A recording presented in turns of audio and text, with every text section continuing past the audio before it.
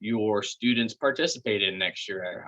I know during the year of COVID, we've gone virtual with all of our presentations. So most of the students are creating videos, but this actually is great because they are fine tuning their skills to condense it down to a 2-minute video. So again, just to remind folks who just joined us, this is a competition between two students who had submitted a 2-minute video, really the elevator speech of research presentations, if you will. And they moved on to this round to present a 6-minute presentation. All right, well, I think we've got everybody in now, and I think everyone is settled. So I'm going to now hand over the time to our first presenter, which is Cindy Nguyen. And why don't you go ahead and start sharing? And I'm going to get my timer ready. And we'll just make sure that you are good to go off of mute. All right. All right, you are good to go, Cindy. Okay, thank you. And I guess just to reintroduce myself real quick, I'm Cindy Nguyen, and I am a junior neuroscience major in Dr. Vera Lubin's neurobiology lab. And I will say it was very difficult to condense all of my research into a 2-minute video. However, it really made me think about what all is important, although to me, everything is important. But I'm really excited to get to share the whole thing now, or a chunk of it, a bit more of it. So I'll go ahead and get started. So epilepsy is the 4th most common neurological disorder affecting overall health and reducing quality of life of over 50 million people worldwide. One of the most common form of epilepsy is temporal lobe epilepsy, or TLE, which accounts for about 60% of all people living with the condition. So TLE is characterized by focal seizures originating in the hippocampus, often resulting in hippocampal atrophy. So the hippocampus is a brain region responsible for the conversion of short-term memories to long-term memories and spatial memory. And deficits in memory formation or retention is present in up to 50% of people with epilepsy. And epileptic drugs don't typically improve memory in these patients. So there's a significant need for innovative approaches and an immediate clinical need to address TLE-related memory deficits. Over the years, exercise has emerged as a form of rehabilitation therapy for many primary and secondary chronic disease conditions. It has also been shown to have potential to combat symptoms of cognitive disorders, such as memory deficit. So here in the Lubin lab, we study the specific mechanisms underlying the epigenetic effects of exercise on temporal lobe epilepsy. We utilize a rodent model of TLE wherein rats are administered canic acid injections to induce chronic seizures. The experimental rats are then subjected to a progressive exercise protocol over the course of 4 weeks. And at the conclusion of the protocol, animals are sacrificed and whole hippocampus are collected for molecular analysis. And so in epilepsy, the mechanisms of DNA methylation are known to be dysregulated. DNA methylation is a powerful epigenetic mechanism that regulates chromatin structure to control gene expression in the central nervous system, and it's also involved with synaptic plasticity and long-term memory formation. There are 2 major forms of DNA methylation. The first is 5-methylcytosine, or 5-MC, which is catalyzed by DNA methyltransferase. And 5-MC is an important repressor of transcription in the genome and is associated with stable long-term transcriptional silencing when present in promoters. The other form of DNA methylation is 5-hydroxymethylcytosine, or 5-HMC, which is the product of demethylation of 5-MC by 1011 translocation enzymes, or TET enzymes. And 5-HMC serves a functional role to promote gene expression during active demethylation. And so previous studies have not always been able to differentiate between 5-MC and 5-HMC, leading to contradictory results. However, utilizing the K-Nate rodent model of temporal lobe epilepsy, we demonstrate that exercise triggers transcriptional reprogramming through differential 5-HMC DNA methylation and not 5-MC, thus impacting behavioral changes in memory and seizure frequency. And so using enzyme-linked immunoabsorbent assay, we found that there's insignificant change in percent of 5-MC across all subjects. However, in contrast, the data for levels of 5-HMC proves more dynamic. We found that there was a decrease in levels of 5-HMC in epileptic sedentary rats compared to the control, which correlates with our hypothesis that levels of 5-HMC is depleted in epilepsy. More excitingly, epileptic exercise rats expressed a significant increase in levels of 5-HMC compared to the epileptic sedentary rats, suggesting that exercise was effective in rescuing levels of 5-HMC in epilepsy. We also chose to measure the levels of double cortin, which is a microtubule stabilizing protein, since it's known to be essential for migration of newborn cells during human brain development. And so it's a reliable marker of neurogenesis. And we found that levels of double cortin significantly decreases in epileptic sedentary rats relative to control sedentary, whereas double cortin levels are slightly higher in epileptic exercise rats. But as a result, we can say that neurogenesis may also share a negative correlation with epilepsy, and that exercise can alter depleted neurogenesis in epileptic hippocampus. And so based on these findings, we conclude that 1, exercise positively impacts DNA methylation in epileptic rodents, in turn recovering levels of 5-HMC, which plays an important role in promoting gene expression and synaptic function. 2, this can provide a potential mechanism as to how exercise can reduce seizure frequency and memory deficit with epilepsy. And 3, neurogenesis marked by double cortin proteins is positively impacted by exercise. And so future studies using video and EEG recording to establish seizure occurrence will be conducted to determine the effects of exercise on seizure frequency. But we'll also utilize behavioral tasks such as object location or Barnes maze, which is more targeted towards the hippocampus to study specific memory effects. And so these findings only begin to dissect the role of epigenetics in exercise and epilepsy, and further studies will be needed to assess the direct impact on memory. However, by better understanding these molecular mechanisms, we can target future approaches to better the treatment of temporal lobe epilepsy. Thank you.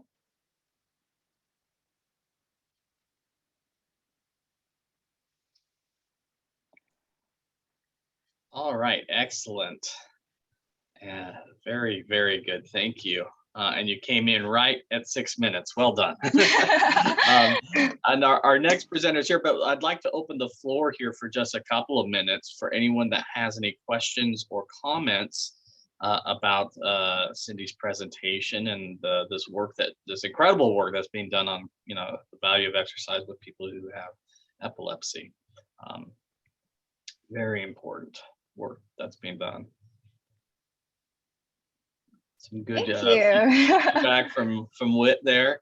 Well, let me just ask, I know you've been in this lab for how long? 2 years now or 1 year? 3 years. 3 years, oh my gosh. And are you Basically planning since on freshman. one more? Wow. So are you going to continue 1 more year in the next year? Yes, I'm finishing out in the Leuven lab. Yeah. Fantastic. Wow, that's Thank incredible. I don't talk to many students who do that for 4 years. You must be really enjoy that research. I am very dedicated. That's yeah, fantastic. and actually originally I was a biomedical science major, but being in this lab is what made me switch to neuroscience. So wow, that's amazing. Great. I'm going to add that to my stories that I tell students too, of how I do it all the time, but now it's another specific example of how when you enter a research experience, it really can change your whole path. No, for sure. For sure. Yeah. All right. Any other questions? Let's see. There is a question in the chat from Melissa Walker. I might have missed it, but is there a certain level of exercise that must be undertaken to achieve these results? Yeah, so we use an exercise protocol that's adapted from the NIH Motor Pack protocol. And basically it's a progressive exercise that works towards exercising the rats at 40% like volume oxygen. And so, yes, there is a specific protocol that we follow. I didn't go super in depth just because I didn't have the time, but yeah, there is. And it's cardio, it's using a rat treadmill. Excellent. And yeah. Oh, sorry. You see it, Cindy. Yeah. How does that translate into humans? Okay.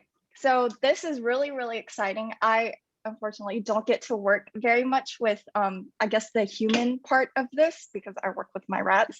But we are actually working in conjunction with Dr. Allendorfer's lab, and she focuses more on like the human, like the translational research aspects of it. I'm not well versed in that just because I am more on like the rat side, but yeah, it exercise is very applicable to like human therapy just because, you know, like humans can exercise. And in fact, I'm sure it's a lot easier to do in humans than having a bunch of rats like try to exercise. So for sure. Excellent. I love hearing those stories too, where you have these connections between different labs and one feeds into the other. Yes. That's the beauty of UAB. All right. And she says, thank you. Nice job. Yeah, thank All you. right. Well, yes, and I second that. Fantastic job. Thank you, Cindy, for your presentation today. Thank you for submitting your 2-minute video. We really appreciate it. And we will be making the announcement either at the end of today or tomorrow morning, just so you know, in case you need to go to a class or something. Gotcha. Sounds good. All right. So our next presenter, Dante James, is here now. So Dante, you should be able to share your screen if you want to go ahead and pull that up. Okay. All right, we can see it. That looks great. Let me just go ahead and get my clock set here. All right, Dante, go ahead and start your presentation.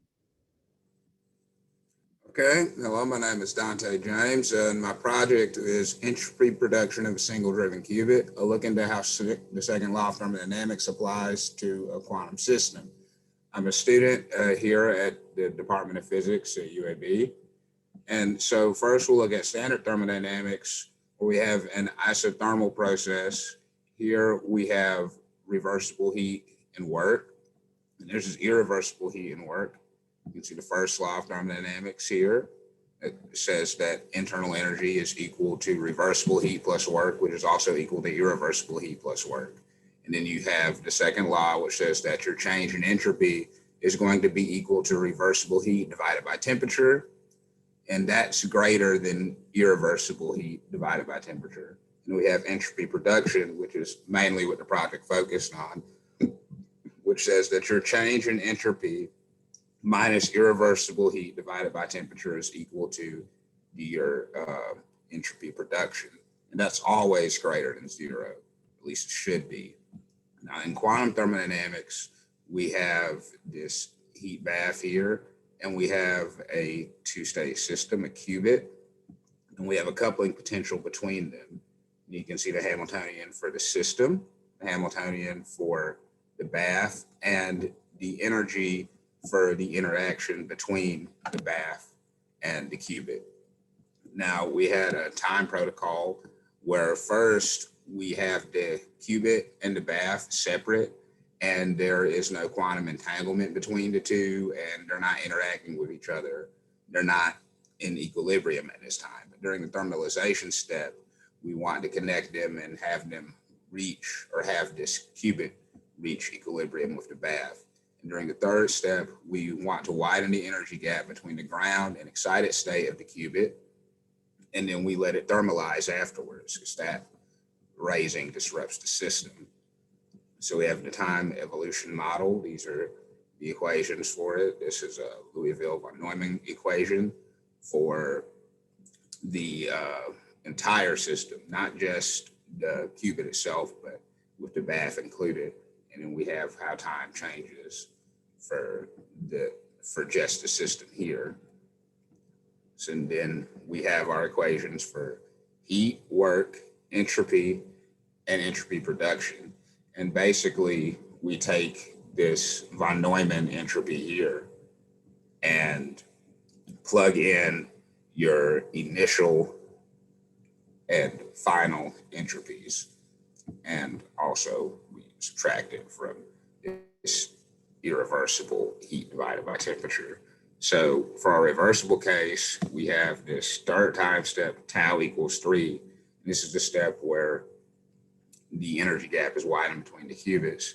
We can see that the irreversible entropy is constant in tau 3 for a coupling constant of 0.01. And we can see that it slightly decreases when the coupling has been raised up to 1. And for our irreversible case, we have tau 3 equals 1,000. So this is shorter, is not going to actually keep the qubit and bath at equilibrium. But we see that there's a slight increase for coupling 0.01 in our entropy production, and then a slight decrease at 1 whenever the coupling's gone up. You see a pattern here. So whenever we make the start step even smaller, or tau equals 50, we see that there's a jump from tau 3 to tau 4, regardless of the value of the coupling strength. However, whenever it's 0.01 or smaller, we see that this is an increase in entropy production. However, it's a decrease whenever the coupling equals 1. So our results are here. So each symbol in the key corresponds to the coupling strength of the given energy for a given time. Now this is entropy production versus tau 3. Now you see this temperature here times entropy production, but that temperature is equal to 1 in this experiment. So basically it's just entropy versus the time in this third step. Now notice, as time increases, entropy production becomes negative. Also, entropy production is constant once the coupling strength has reached 1.0. That's another thing that we see here. And then it makes us ask the question, where does our heat come from? Because in standard thermodynamics, your heat is only coming from your environment into your system. However, we can see here with these discrepancies that heat has to be either coming out of the bath into this coupling energy here and then into the system, or from out of there and straight into the system. Basically, we know that the interaction energy has to be important here, whereas in standard thermodynamics it has not been. So, So our conclusions are that heat becomes ambiguous and that the second law of thermodynamics appears to be violated for high coupling. And that's my presentation.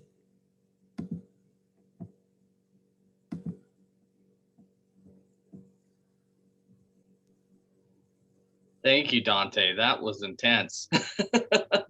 For me as a film studies professor, you did a good job explaining some of the formulas and all of that, but I do just have to quickly ask, is there a kind of, give me a layman's like real world application of this, taking this theory, this, how could I see this in my world? Okay. I was asked about this before. Well, normally, I mean, I guess I would say it depends on what kind of device you're trying to build. Maybe if they were using standard thermodynamics to understand maybe like a quantum computer or, you know, something like that, then it wouldn't be helpful if you used standard physics to understand the thermodynamics of it. Because I mean, I know the computer won't work if you have, let's say, okay, so you have your computer, normally you can just keep air running through it or whatever. But with entanglement, there has to be very little interaction between the environment and the rest of the machinery.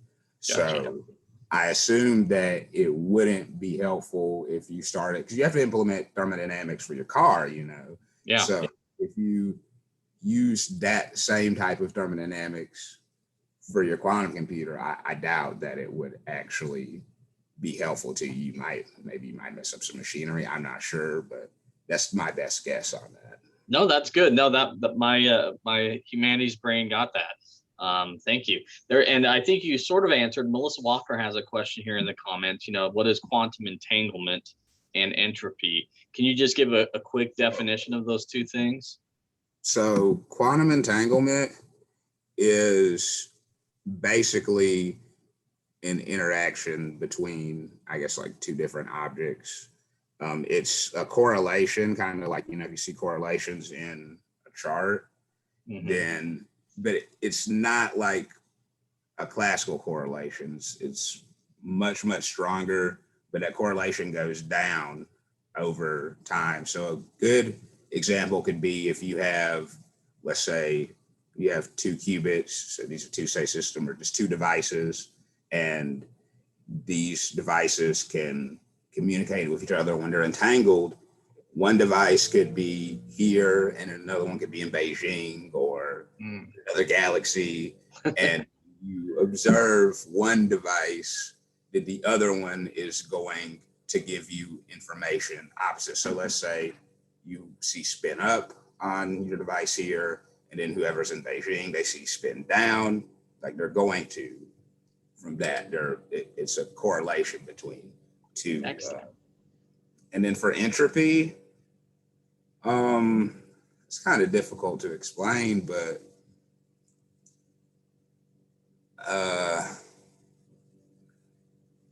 yeah, I don't feel comfortable answering that. No problem. Let's see. It's a couple of Melissa has a few more questions. Are these preliminary results? And if not, does the second law of thermodynamics need to be rewritten? There's a lot more work. I mean, I didn't do it for my paper, but some people were talking about using a potential mean force to explain the discrepancy for the entropy production. So, like, think about this. If you have the Earth, and then you have the Earth and the sun, and you have the sun or the Earth rotating around the sun, and there's a gravitational potential energy.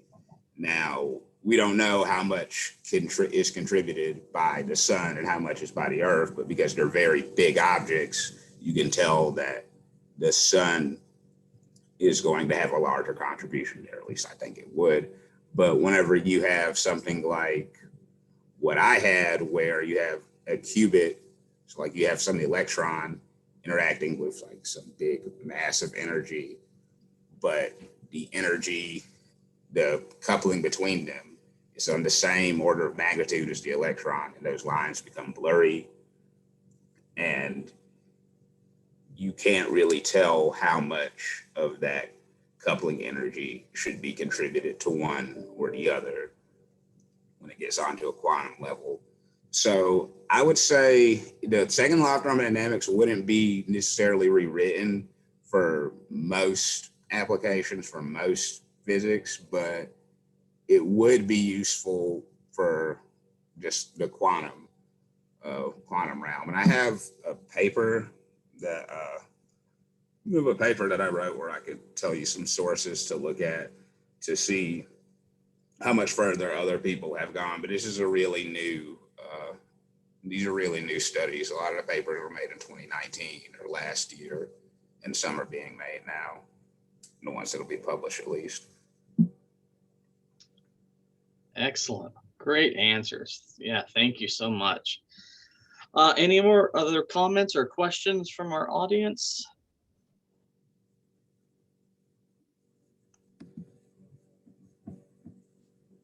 All right. I don't see anything coming through. So again, I just want to thank you, Dante, for entering the competition and trying to, make it as accessible to someone like me. I really appreciate that. And I think in both of these cases, you have incredible research that's being done. And the purpose, again, of this competition is to force you to kind of condense this into a 2-minute and now a 6-minute presentation. And I can tell you, I think I've seen the value of that in both of your presentations, where you've learned to articulate things in a different way. Because, yeah, you could write a paper and go into much more detail. But, again, when you're doing pitches for funding and those sorts of things, and we are going to fund you in some way, you're going to win a prize. Both of you are going to get a cash prize for this. So this is an additional incentive, but again, you both did a fantastic job. I couldn't be prouder of both of you. You did wonderful. So yeah, we've recorded both of these. We will convene with our judges, and we should be making an announcement for the winner either later today or first thing in the morning. But again, thanks to everyone for attending, and thank you to our participants for doing an incredible job presenting their work today. And we look forward to seeing further developments down the road, and hopefully at future events at UAB. And then, of course, I'm sure we're going to read about you in all the different science journals and PhD programs and medical schools where you're going to be going. So thanks again for participating. Thank you everyone for attending. And this recording will also go up onto our YouTube channel, so you can review these if you would like to. Thanks again, everyone. Have a great Tuesday. Thank you. Thanks, Dante. Thanks, Cindy.